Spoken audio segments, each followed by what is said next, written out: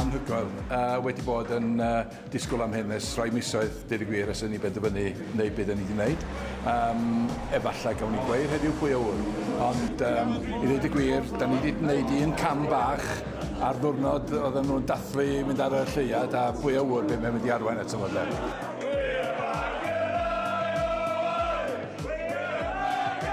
Reit emotional ar eich dipyn bach. Obviously beth sydd wedi digwydd yn Fangor ei hun. Mae yna dîm newydd, edrych sut dymor gan ei a beth wneud ddigwydd yn y dyfodol. Ers wsos dwytha, da ni wedi teimlo fo yn y dre. Pob yn dweud pob lwc a'r ffôn ddim yn stopio. So mae wedi bod yn wych iawn.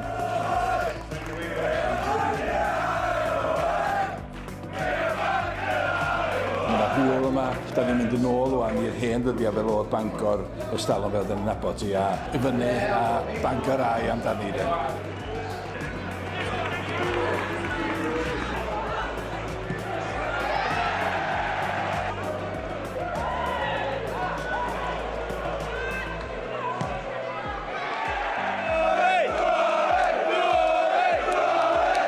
Mae efo Bangor yn ôl wan sydd fath ar hen amser o fynd ar y tripiau. Dydy'r sgôr ddim yn bwysig i ddweud y gwir. Just troi fyny a mwynhau y diwrnod a gweld Bangor fel mae Bangor i fod.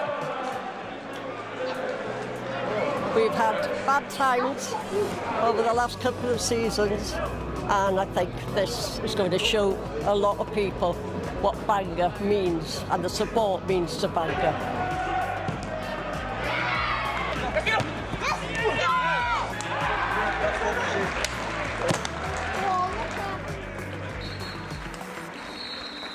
Mae'r gêm llawer iawn mwy na'r canlyniad ar y cae. Mae'n gêm lle mae'r ddinas yn hawlio ei chlwb yn ôl.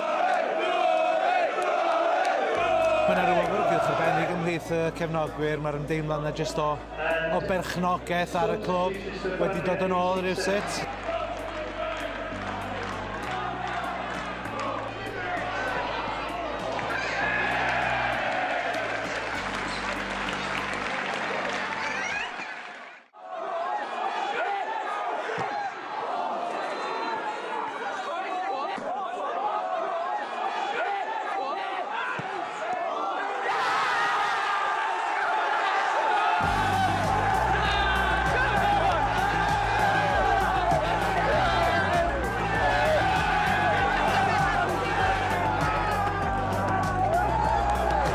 Dipyn o gweir i fod yn onast, ond falch iawn am y gol ar y diwedd.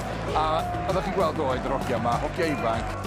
O hwnna rhywbeth emosiynol iawn a dwi bron y 70 a i fi. Oedd yn un o dyddiau pêl-droed gorau dwi wedi gael, dweud y gwir.